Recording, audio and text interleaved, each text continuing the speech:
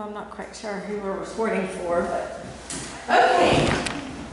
So today we're going to watch a movie called Harrison Bergeron, and this is normally part of the readings for this class for the past 2 years. So for some reason it was removed this year, but this is dystopian fiction.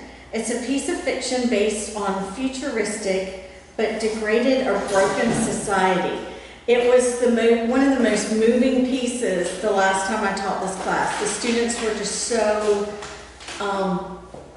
moved by this piece, and so we're going to watch the story. It's based on a society who attempts to create a perfect world, but it goes horribly wrong.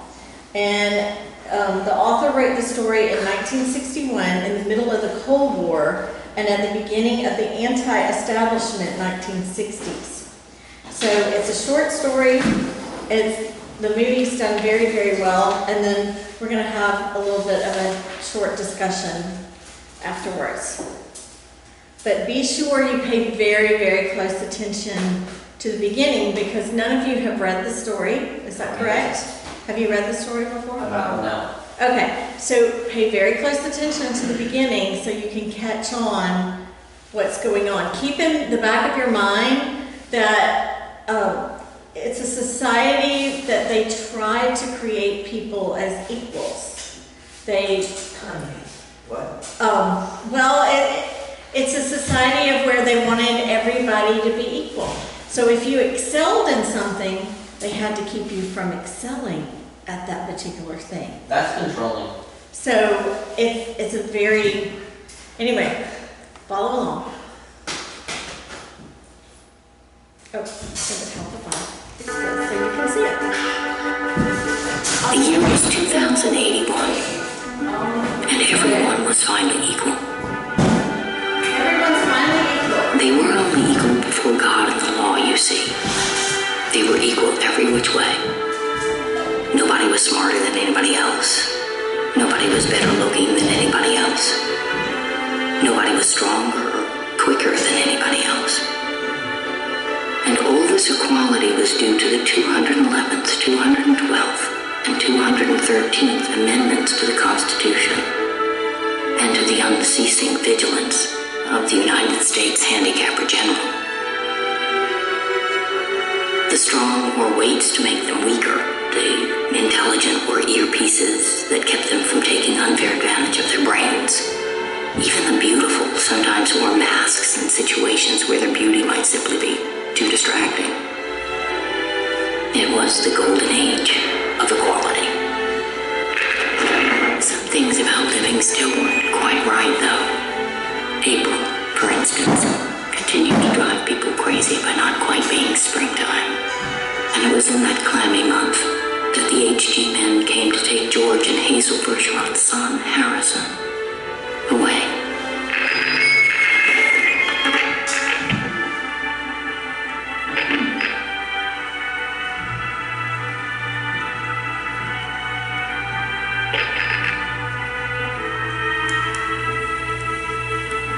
This is Harrison's mother and father. You were fixing the TV, dear.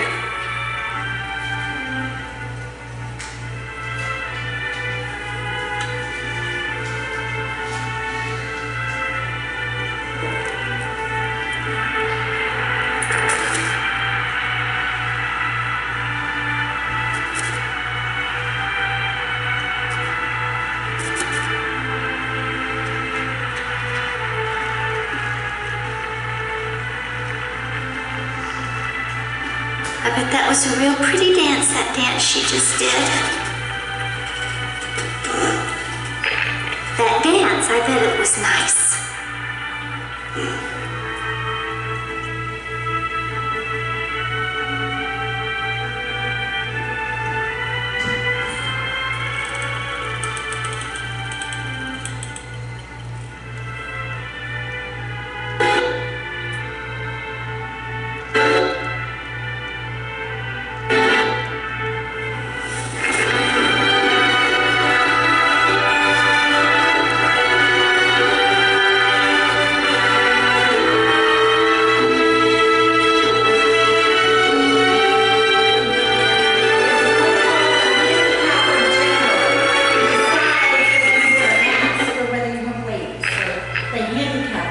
Ooh, what was it this time? Loud. Same as last time. Sounded a little like somebody hitting a milk bottle with a ball peen hammer from here. It must be very interesting to hear all the different sounds, all the things they think up. It isn't. Only if I was the handicapper general, you know what I'd do? I'd have chimes on Sunday. Just chimes, kinda in honor of religion. Yeah, I could think straight if it was just chimes. Well, then maybe I'd make them real loud then. I think I'd make a good handicapper general. You would?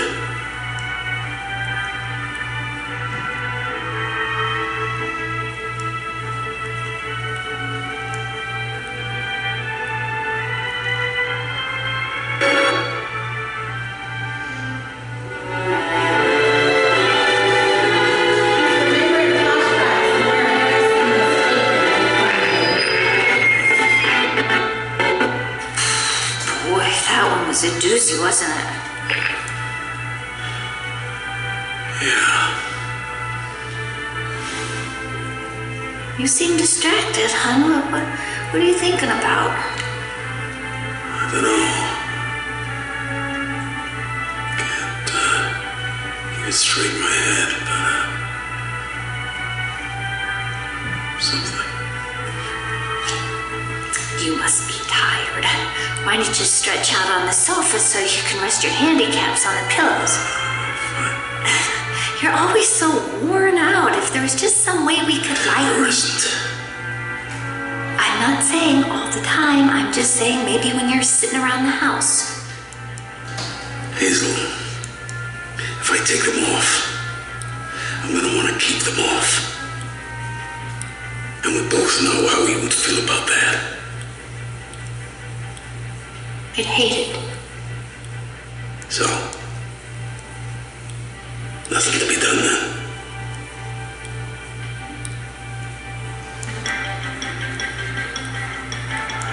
We interrupt our broadcast of the National Ballet's Sleeping Beauty for important breaking news. Now, I don't understand why they'd interrupt such a nice ballet just to tell us the same old news.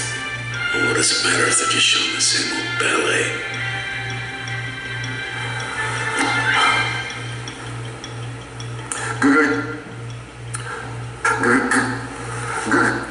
Good evening.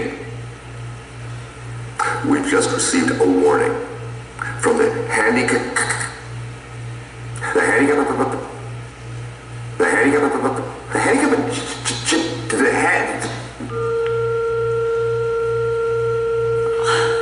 That's all right, he tried.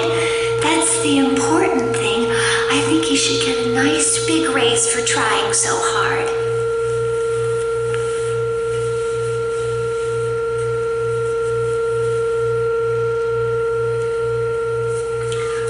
Well, I think I'll get started with the dishes.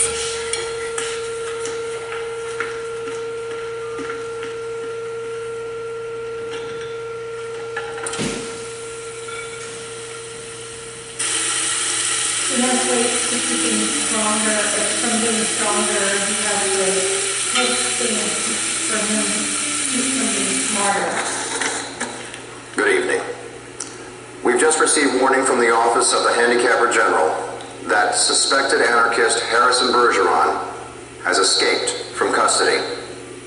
Arrested 6 years ago for propagandist vandalism, broadcast piracy, refusal to report for his quarterly handicapping evaluations, and for the blatant removal of his handicaps in a public place, Mr. Bergeron had been awaiting trial in a maximum security prison here in Washington, D.C. when he miraculously disappeared from his cell earlier this evening. Please be advised that Bergeron is a genius and an athlete, is under-handicapped, and is considered to be extremely dangerous.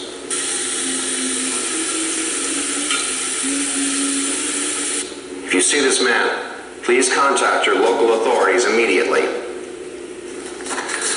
Thank you.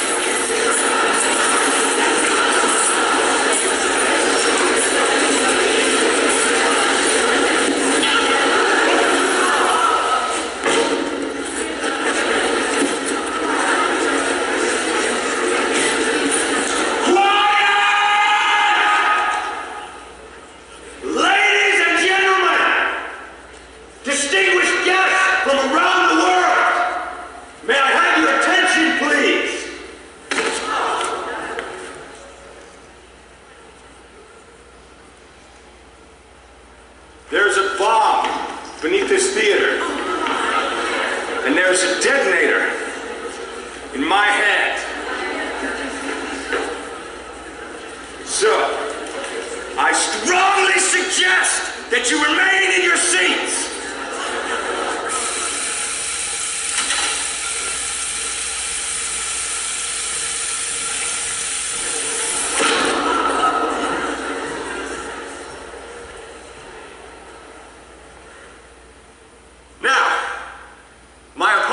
For interrupting this evening's entertainment.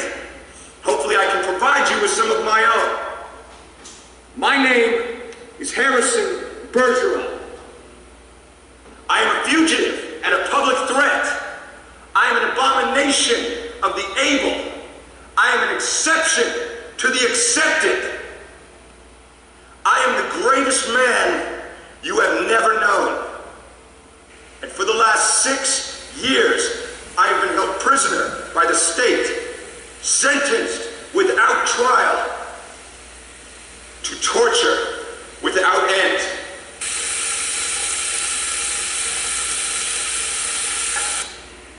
They had hoped to destroy in me any trace of the extraordinary. And in time I came to share that hope. But the extraordinary, it seems, was simply out of their reach. So now I stand before you today, beaten, hobbled, and sickened, but sadly, not broken. And I say to you that if it is greatness we must destroy, then let us drag our enemy out of the darkness where it has been hiding. Let us shine our light so that at last all the world can see.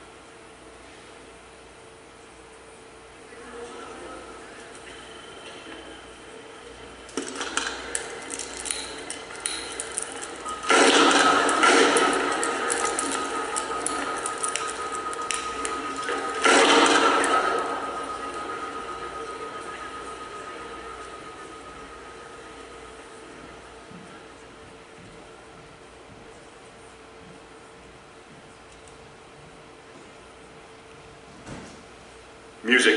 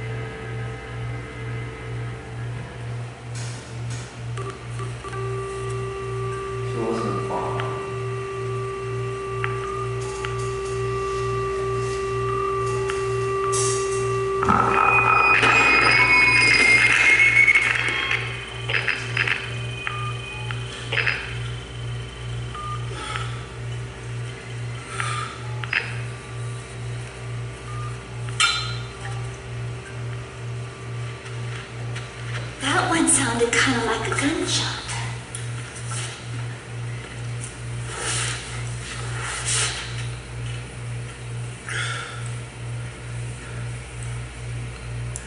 Hun, you look upset. What's wrong?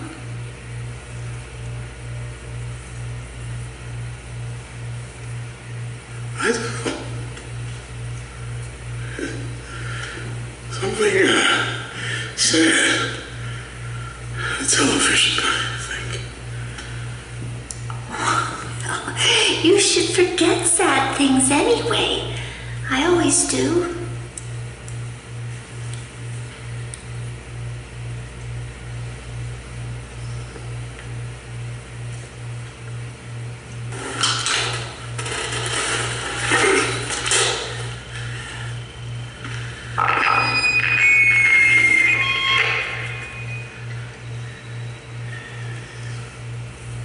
Yeah, I could tell that one was a doozy. You can say that again.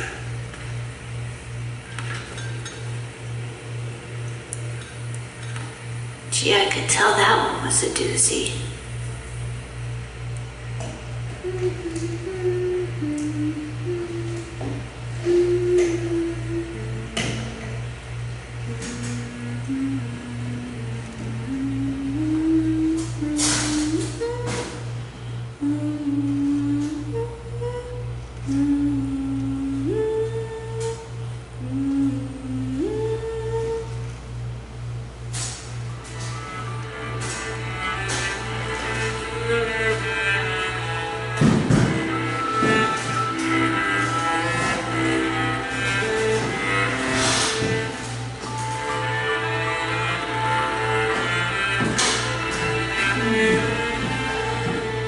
Did you get the light for me? That was a good one. Then where's my phone? I don't have it. Yes, you do. Those are mine. Where's my phone? I don't have that phone. You shouldn't have it in here anyway. I know that. I don't have it. Get back then. Let's do our discussion real quick, and then I'll help you with that. So, what did y'all think about the That was show? interesting. It's really It was interesting. very good. It It used, I don't know, it used visual beauty along with the music to really capture you. Yeah. And yeah. So let me ask you a couple of thought-provoking questions. So, is your opinion, in your opinion, what does it mean to be equal? Not to have an equal chance. To have an equal chance, that's an interesting way to put it. And you can do with that whatever you want. You can do with that whatever you want, okay. Yeah, they were trying to make people like equal across the board with the same strength and the same mental and the same everything. Does being equal mean that everyone must be the same? It felt like they weren't trying to make everyone the same because there was people that had music talent and they were able to play music instruments. That's the word I'm looking for. Instruments, and other people couldn't, or at least we think they couldn't. So I feel like maybe they weren't trying to make it as like everyone was the same, but nobody has an extraordinary talent. Well, did you notice that all the instruments purposely were supposed to play off key when they played together? Like they weren't supposed to ever sound in harmony. They were supposed to play wrong. And he was standing there listening, and then he was like, no, just you, because he figured out that one. He was the only one that. He was the only one that was going to play the music like it was supposed to be played. So,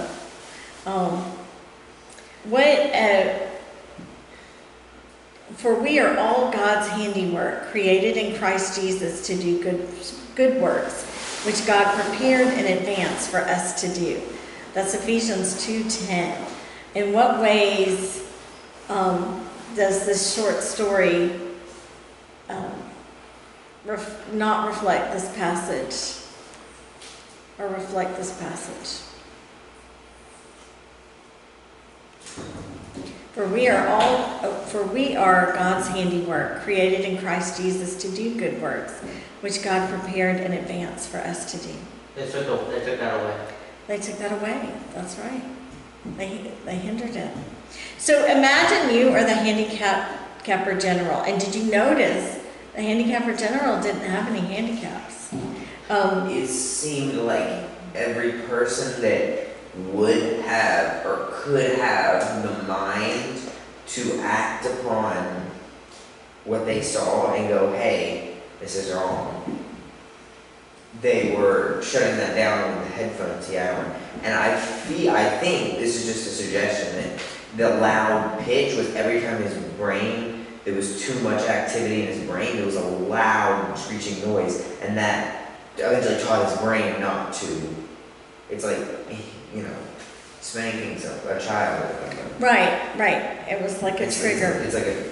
So it makes you not want to think very hard. Right. And notice you saw the mother's intelligent level when he says, "Oh, you could say that again," and she does. Does that? And she said, I noticed. He said, "Oh, something sad," and she said, "Oh, I just forget sad things. I always do." And so she forgot her son being taken. Was it her son? It was their son. Their son. It was their son. So, if you're the handicapper general, how are you going to hinder the talents of Albert Einstein? Albert Einstein?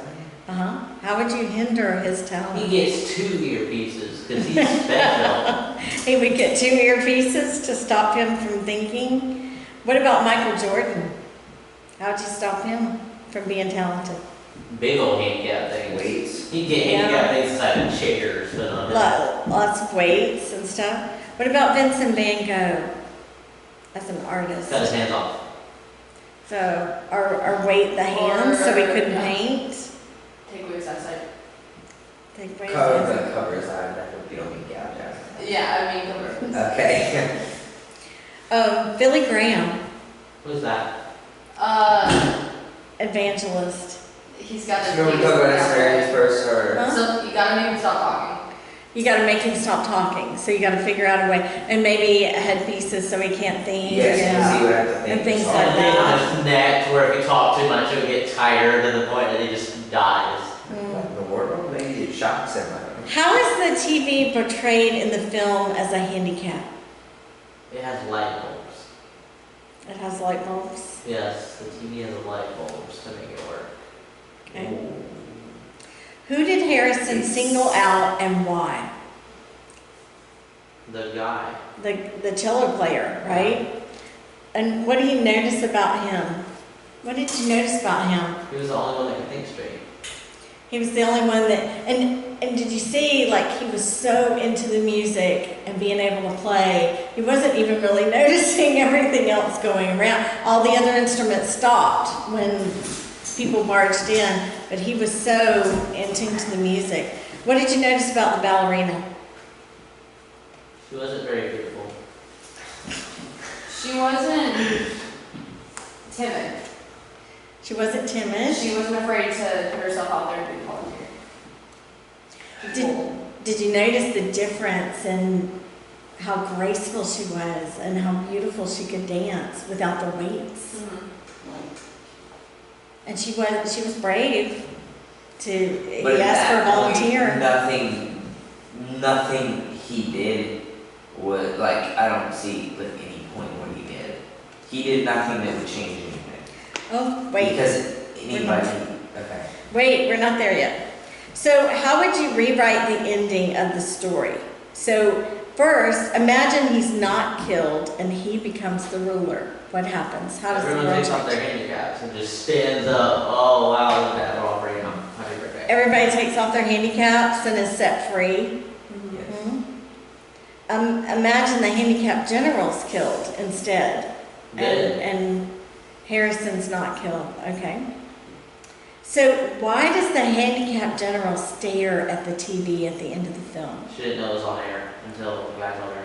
And what had she just done in front of everyone? Killed somebody.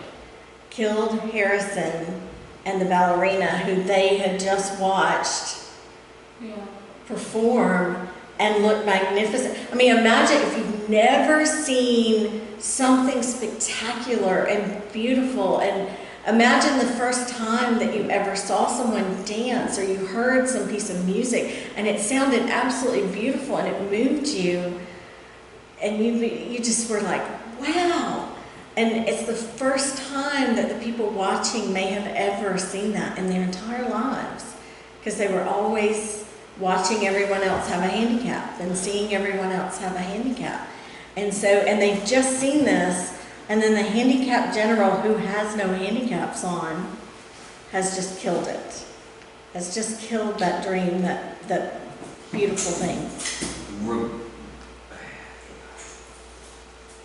I don't see anything that he did as changing anything, because like we saw, anybody that had the comprehension to be able to understand and go, wait a second, he's right, this is wrong, we should retaliate. They kept them from thinking that way, because everyone that could had the headset on. It stopped them from doing it. And even the wife didn't have a headset on, but she was a little loony. Well, she probably wouldn't have comprehended it or gone. She had hers on too long. Well, notice she was just washing the dishes. So yeah, her brain was cooked. But you're absolutely right. It kind of took away the hope that he had changed things when they went back to the father, and you saw the earpiece triggering, and because he was trying to think. He was trying to process it and remember and everything. I think an ending where the good guys won would have been if it was longer, and maybe the sound was so loud that he fell on the ground and it came off. It fell off his head. Mm-hmm. That would have been good. That would have been a good ending. And then it extended. It was in full movie size, and it went to, you know. Do you think the ballet ended the way Harrison had planned? No. Yes. No, because that wouldn't have changed anything. Well, his bomb was not a bomb. It was turn back on the TV, and then he wasn't trying to destroy all those people and kill them. He was trying to publicize it. So he hit the button. He turned back on the TV. They didn't know, and he wrote it down in the basement. Better to die free than to no, something death is not the worst evil. Yeah. Death is not the worst of all evil. Yeah. Something like that. He wrote that in the basement, so he was planning on dying. He knew he would die. But he needed it in front of a crowd so people would realize what they were doing is wrong. Right. He wanted to try to sacrifice himself for the good of others. But how would they be able to see that? What? How would they be able to understand that? They wouldn't. Well, the interesting thing is, did you notice that the soldiers and like the man assistant to the handicap general, they didn't have any handicap stuff on. So they're totally capable of processing everything that they've just seen and witnessed as going on. Yeah, that's why the guy stopped to go, well, no. Well, he realized, oh my goodness, I've got to stop her from shooting them. We're live on air. And it was too late. Well, the guards do that all the time. Like not all the time, but I'm saying they would be the ones taking people away from houses and putting them in jail if they tried to take off their handicaps or something like that. And they had helmets on, so for all we know, maybe the handicap's in the helmet. So at what point, though, are you just a good soldier and you do what you're supposed to, or do you stand up for what's right? So that brings up a whole nother question. So one more question. So what ideas or programs in American society or other cultures do you think the author might be ridiculing in this story? Russia. You think he's Russia? There's a book called communistic I have not read it, but my dad has, and he told me about it, what it's about. I was going to read it, but I think he lost it. It's called The Land with No Time. And it's when Russia killed they wanted to start making people, and they killed all the clock makers and all the smart people. So no one knew how to make clocks. So they called it The Land Without Time, because they were killing all those really smart people, so there would be no retaliation. Instead of like putting a handicap on them, what they were doing was just killing all the really smart people. And that included all the clock makers, so there was nobody to make clocks anymore. So they called it, there was no time. Very interesting, very interesting. it really, it makes you stop and appreciate the fact that we have so many differences and so many talented people in the world. Any other thoughts from the story? No? Okay. Let me cut the camera off. Oh, please stay.